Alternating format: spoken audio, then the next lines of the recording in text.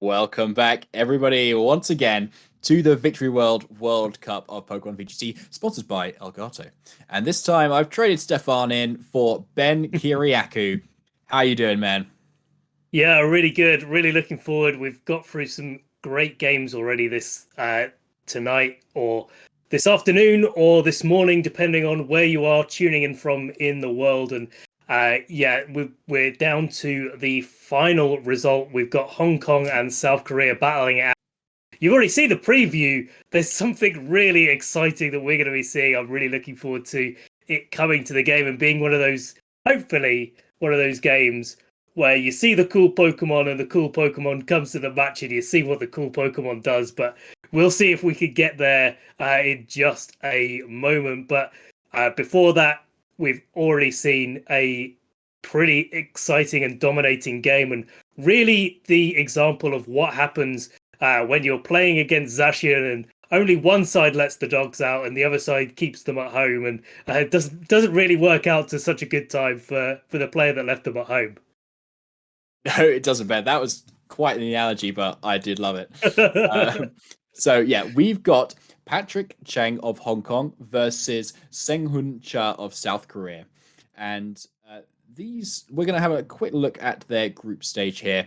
As we can see, there hasn't been too many games going on so far this week. It is Friday after all. People are just kind of relaxing into the weekend, building what they want to be building at the moment, finalizing all their side and then put them into place. So this will be the first game between these two countries. And looking more closely at the players, Patrick Cheng is 1-1 for his team for Hong Kong, and Seunghoon is 2-2 for South Korea. But we're going to look at Patrick first, and here's his spicy team, Ben. Yeah, it's one of those builds that we've seen raising in popularity certainly since the Champions Cup team tournament recently held, and that's Groudon and paired with Cherrim. Supporting cast tend to be a little bit varied, but you do tend to see that Dragapult, you tend to see the Entei in the last two slots are a little bit up for grabs. Patrick's opted for Whimsicott, another grass type, a little bit of speed control, and again, another little bit of speed control in that stack attacker, and maybe wanting to cover some different matchups like Xerneas or otherwise in that team. But these tend to be really quite aggressive and leveraging Cherrim as much as they possibly can, because when you're in Sun and when your opponent doesn't have that rain on the field, Cherrim is just so strong. Makes your teammates so strong, especially when it boosts up something like an Entei that we see here or a Dragapult, neither of which can have any of their stats dropped by Intimidate, which means that they can't be slowed down very easily, certainly not with the tools that most teams have available to them, and that makes them so scary, especially when they get that slight bit more bulky on their special side as well at the same time.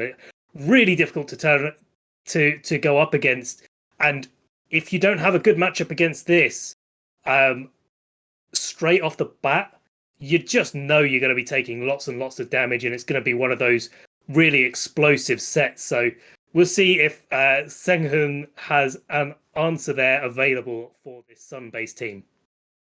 And here he is with his even spicier team. Eveltal, Dog Trio Cantonian form, Entei, Amoonguss, Stack Attacker, and the Urshifu Rapid Strike. So looking at this, I mean, he's bringing the Stack Attacker with the South Korea emblem at the moment, which is very cool. But yeah, the Dog Trio really draws my eye in here, Ben. Yeah, it does, and not quite sure. I don't think thinking back. I don't think I've seen a Doug Trio really played in competitive play. Maybe you see it on the odd team when you're practicing, but not too often. One of the things that does stand out is whether it's that arena trap, and that could be quite important actually, being able to lock the Entei in.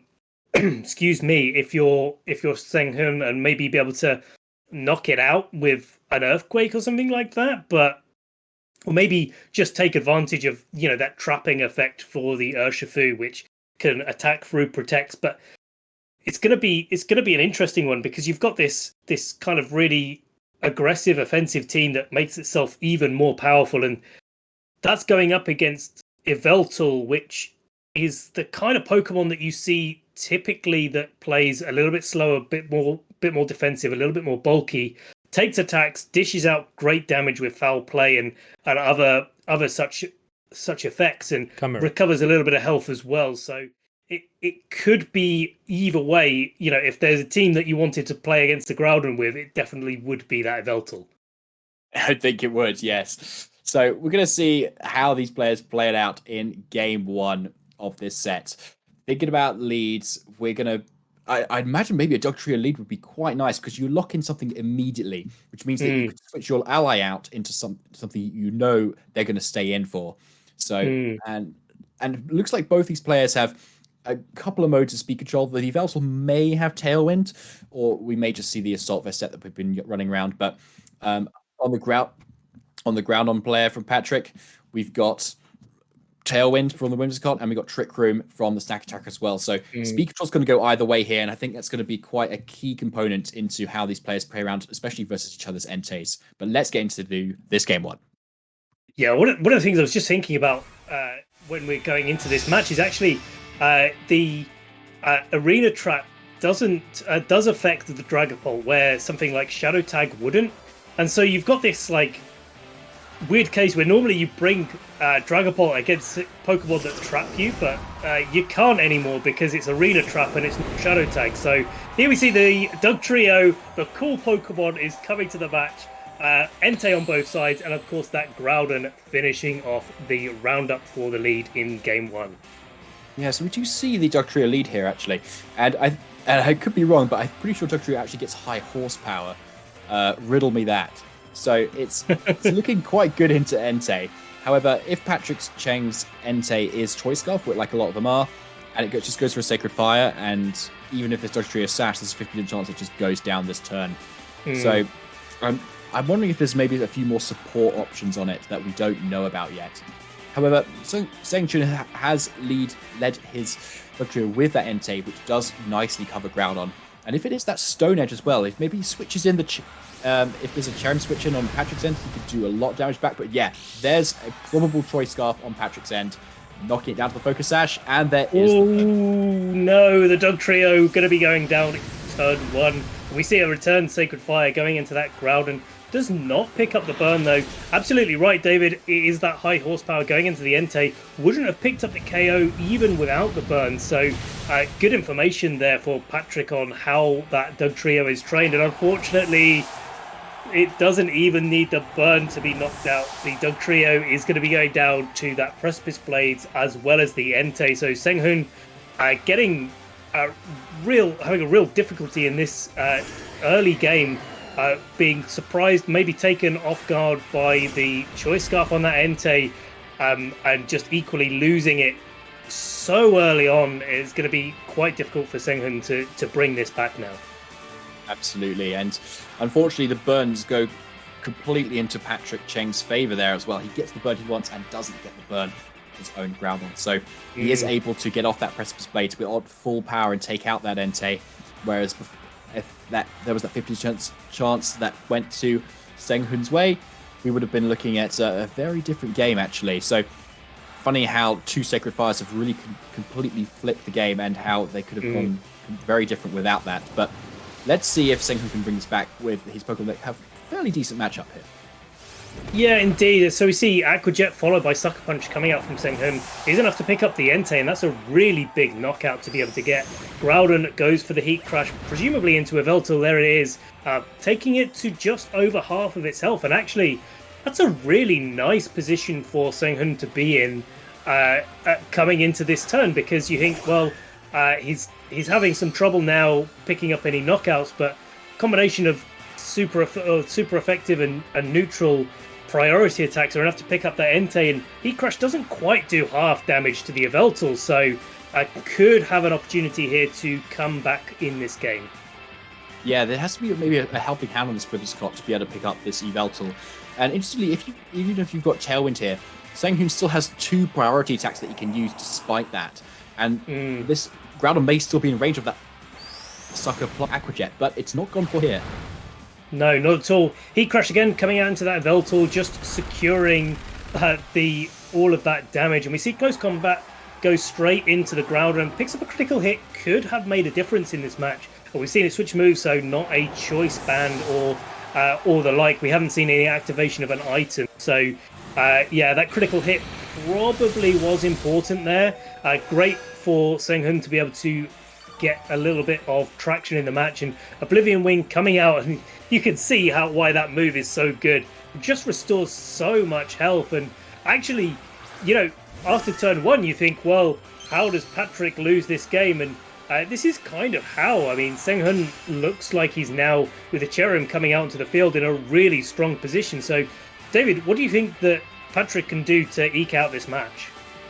Well, obviously, Cherub's got a fairly decent match into the Urshifu, and he does have the Tailwind now up his sleeve, but still with the 2 priority attacks on Seunghoon's end, and that health that this Yveltal's just recovered as well, it's now no longer in range of anything from the Cherub, so this Whimsicott has to target it. And as we just got the peek of here, there's no Moonblast on this Whimsicott either, so I think Yveltal's just put itself out of range of any attack on Patrick's end, so it's looking really strong here, and it can just go for more Oblivion Wings and get even more health back. Certainly can. And Sucker Punch goes into the Whimsicott, so no attacks coming out there. Obviously boosted by that Dark Aura is enough to pick up the KO on Whimsicott. And Surging Strikes goes through that Protect into the Cherrim. Unlikely to do too much damage with the Sun modifier. And obviously Cherrim being a Grass-type Pokemon. So yeah, you can see it there doing maybe a quarter health. I think that's pretty respectable when you look at that. And now it's going to be Seunghoon with his 2 Pokemon that are really quite good against Cherrim between Close Combat and Oblivion Wing, versus Cherrim that has no way to hit the Yveltal super effective. Doesn't. So Cherrim does go for the massive Solar Blade, so probably one of the strongest attacks it could possibly go for. It's likely going to take the KO on this Urshifu here, unless it is that Focus Sash, but yeah, we don't see it now. But yeah, it definitely goes now, but it's just sticking around very nicely. Goes for its signature Oblivion Wing, healing back a lot of damage and doing a lot back to Cherrim. So yeah, from a 4-2 lead in this game 1 on Patrick, he does actually end up losing the sets to Seunghoon's very nice Urshifu Yveltal right at the end there. Yeah, that's really impressive actually from Seunghoon, and maybe just a testament to the move choices that he's made, as well as how he's trained his Pokemon. That Yveltal just able to hang on from those 2 heat crashes, and maybe the critical hit made a difference. Maybe if Seunghoon Patrick went for the Grass Knot as well as the heat crash into that Yveltal, it would have been enough to pick up the knockout. But then, if that Yveltal is trained to be faster than the Groudon, it would have recovered all the health from the Whimsicott. Probably wouldn't have gone down either, and then you don't get the Tailwind up, or at least until the next turn. So it turns out that Yveltal, especially without Moonblast on the field, is really tough for Patrick's team to be able to deal with. So with that in mind, David, what are your thoughts on how Patrick can adjust to make sure that he gets the most out of his turns, even with a good start? Yeah, it's got to be in that stack attacker, I think. You've got to be able to deal with the Urshifu, obviously, and be able to check that reliably. So needing something like the Whimsicott or with the Cherrim to be able to deal with that and get the stack attacker into the position that you want is going to be really key. Because especially if you get the Trick Room up, and Groudon is probably going to be slower than that Urshifu, it's going to be able to underspeed and obviously do a lot of damage. And then as long as you have something to pair with the stack attacker can deal with the Urshifu, especially if you've got that body press, because otherwise there's not really anything that Patrick has for the Yveltal. He does no Moonblast on the Whimsicott. He does have the Rock Slide on Groudon that we did see, but there's no electric type, there's no ice type, and especially with it healing, you need to be doing damage to it quickly. Yeah, you definitely do. But without further ado, I think we're going to be going into this match and seeing how these players have adjusted. Of course, we're seeing from Patrick's perspective, so we'll have to see if there's any change up in the lead from these 2 players. So here it is on your screen, coming right now, game number 2. Yeah, so now let's have a look at these leads that are coming out now. We've got the Doug Trio again, and then Entei, so sticking with what Seunghoon knows here. As even though they went both down turn 1, it still worked out for him. And the same lead for Patrick as well. So maybe Seunghoon wants to roll those dice again. It didn't go in his favor last time, And maybe if there's a bit of a burn trade this time for that 50-50 chance, then that's probably looking quite even more favourable for him. Whereas even when he didn't get what he wanted, he still kind of ekes it out with a win. Maybe we'll see a little bit more from this Dog Trio as well. Especially as now he knows that this Entei on Patrick's end is going to live that hit. He may be able to opt for something else. Dog Trio doesn't get anything like a Will-O-Wisp, like a lot of support Pokemon do get, but I'm trying to think of other moves it does get, like Memento, for instance. Enables you to get a big drop of stats on something, get something in for free so you can really make the most of it. That could be an option. I know it used to get beat up for a lot of weakness policy Pokemon, but here we're just going to see it protect. Yeah, one of the moves that most Pokemon have access to. Love to see something like a Bulldoze coming out from Entei on Seunghoon's side of the field.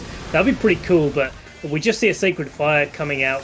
Sacred Fire obviously landing from Patrick's Entei into the Protect on Doug Trio, but the Burn comes out onto the Groudon this time, munches onto its Citrus Berry, so this Precipice Blades coming out here isn't going to be enough to pick up the KO on Entei, you'd like to think, on Seunghoon's side. Yeah, you can see they're doing just about 60%, and Groudon looking a lot more under pressure. One of the moves that could be coming out here from Seunghoon's Doug Trio is that Sucker Punch as well. Yes, it's a nice option there, especially you got something really nice and low, really down, and you can just completely pick it off. And that combination with the high horsepower on it for this other Entei is going to be pretty crucial too. But if it is that Arena Trap, these two Pokemon on Patrick's end are definitely staying in, and Seunghoon can play to that advantage. Indeed he can. A Sacred Fire going into the Doug Trio again does pick up the Burn as Focus Sash is activated to keep that on 1 health.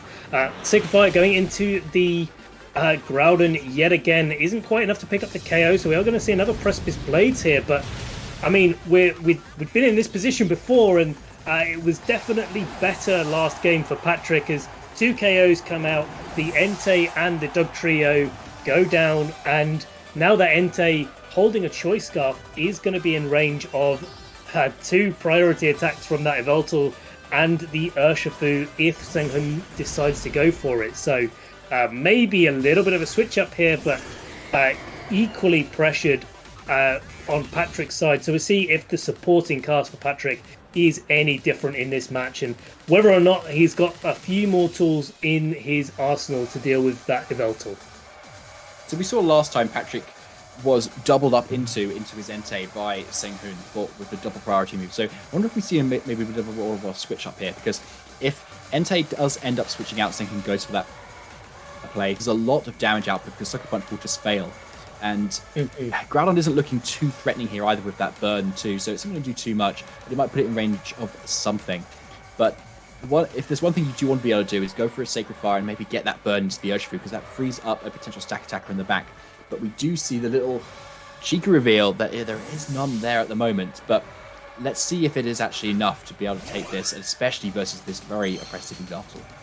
Indeed, Entei not sticking around to see if 2 priority moves will come out again, and Whimsicott goes into its place, and we do see the twin priority moves coming out, but Sucker Punch fails because it's going into a slot that wasn't attacking that turn, and the Aqua Jet does minimal damage in the sun. Groudon content to just launch out a Rock Slide, not doing too much damage, but you know, every little helps when you're trying to knock out these Pokemon, and kind of pinned in a position now where the Entei can come in, but we know it gets knocked out from these 2 attacks, and question mark is what Seunghoon has to do about that. It does, yeah. He's in a really strong position now. His Yveltal's still on more health than it was last time. Urshifu's chipped down a little bit here, and Urshifu is still pretty heavy, so it can be hit quite hard from this Grass Knot, but I don't know if it will be enough for a knockout. But Entei gets immediately switched out into the chair and potentially going to be baiting a Sucker Punch here and that Aqua Jet combination again to stall out a little bit more, but let's see. Indeed, as we see the Aqua Jet coming out into that Cherrim slot, so just wanting to do as much damage as possible to that Entei. With the Sucker Punch, we see it coming out again, and there's the Grass Knot that you mentioned there coming out from Patrick's side of the field into that Urshifu, but kind of looks close as to whether it's going to be a 2-hit KO or not. Yeah, it does. I think if he can get that roll again, I think it's definitely going to KO. And it was a really nice play from Patrick too. but I'm still struggling to see actually how there's going to be enough damage into this Yveltal. I think even without Oblivion Wing, it still looks a little bit tricky because you've got no Moonblast, you've got Entei in the back, I suppose, but Sun is running out soon. So if you can get that burn, I suppose you've got Sucker Punch's damage is significantly reduced, but it's going to depend on the bulk of this Yveltal at the moment, I think. But on equally Seunghoon's end, we know he's not Choice Scarf, so he can protect from this Grass Knot potentially and kind of get a little bit around that, especially if this Whimsicott can then go down to the Yveltal. It's still anybody's game, though. It is, and speaking of protects, we see two of them there, one coming out from the Cherrim, one coming out from the Urshifu. Grass Knot landing into the protect on the Urshifu on Seunghoon's side, and he's going for an Oblivion Wing. He's going to be into that Whimsicott, but the boosted special defense from that Cherrim is paying some dividends at the very least, allowing that Whimsicott to survive with a little bit of health remaining, but that Sun is gone from the field and Groudon is no more, so unless this Whimsicott has a way to set Sun, which I don't believe that we've seen already with our little sneak peek, there's no way to activate that Cherrim again. There isn't, but Patrick's still in a good position to go for this Grass Knot now into the Urshifu. But it still does need to live the Aqua Jet and Sucker Punch. Both attacks it does resist, but I think it's actually going to be really close whether it actually goes down or not. Because Seunghoon's Urshifu needs to stay alive for him to be able to reliably deal with the Entei in the back. Even then, Yveltal will still have a nice chance, and Cherrim's basically a dead start at this point, unless it does end up Pollen Puffing into Whimsicott to heal it up. But Whimsicott can't protect and get the Pollen Puff at the same time, so here comes this double up. Yeah, looks like it. Aqua Jet coming into the Whimsicott and a Sucker Punch to finish it off. Similar to last game, but with the Whimsicott not the Entei. And now we see that Pollen Puff coming out. Not going to have any target because it was targeting that Cherrim. And great move there from Seunghoon. Knows that was the turn it needed. And now with the position that it was in, if that Entei had switched in to avoid the Sucker Punch, then without that Sun, the Entei would have taken loads of Jet and probably put it in range for another Aqua Jet just afterwards. And at that point, there's nothing left to deal with this Yveltal. So it looks pretty confident for Seunghoon, and he's going to be taking this game for South Korea. Most likely, yes. I think there's no chance of missing Oblivion Wing either. So there's not a lot of way out for Patrick to go for here. And he may even be in range of an Aqua Jet this very turn. And here it comes right out. Yeah, surviving on 9 health, but 9 health is definitely not going to be enough to survive the Sucker Punch from the Yveltal. And I want to give a shout out here actually to the Doug Trio as Pollen Puff fails into the Entei. Because that Doug Trio did just enough damage to the Entei to allow that double up to pick up the knockout. I think if the Entei was at full health, it may have been a bit questionable depending on how the Yveltal was trained, but just because of that high horsepower damage, it's just in the perfect spot. We see close combat though, knocking out the Cherrim, and that is game 2 to Seunghoon. That is game 2. Seunghoon Cha of South Korea takes the 2-0 victory over Hong Kong's Patrick Cheng. Puts him up at 3-2 for his team. Patrick Cheng being at 1-2 now. And this is a big match as well this week for these two teams because they're both 1-1 in their group stage. So this is the third week. And if either team gets the win, that puts them through. So it's a pretty big week. And now Seunghoon putting South Korea up to that extra win is pretty big for him. And it's a very well played set again, especially if Patrick was being prepared for here. Versus his team, Yveltal was such a nice bring because as we saw, it just was able to heal up so nicely. The Dragapult that's often paired with Groudons, you can't really bring versus it either. Dragon Dust does a lot of damage, but if you're that choice band set, you're just going to go straight down to a Sucker Punch. There was no electric type to threaten it either, and Urshifu was the perfect counter to that stack attacker, just completely scaring off it being brought to the games at all. Yeah, it's just so difficult, especially. I know I keep talking about it, but I do just want to keep talking about the Doug Trio, and not just because it's a cool Pokemon that came to the game and actually did a little bit of work, but also because the the effect of having something like Arena Trap really changed the way that these teams operate, right? And especially with Groudon Cherrim compositions, you tend to find that the Cherrim wants to switch in, but the Arena Trap, at least early game, stops the Cherrim switching in. And of course, if you lead the Cherrim and Groudon, yeah, the Groudon's doing loads of work and it's really aggressive and offensive, but you don't have that Entei on the field to put pressure on. You have switch in potentials, of course, to Groudon, like that Yveltal. And so you get into these really difficult positions of like, well, how do I lead then in order to be able to bring my strategy to the match, but also not lose really quickly if the Dugtrio traps in something that doesn't have a favorable matchup, or they bring in something that has a favorable matchup against me turn one.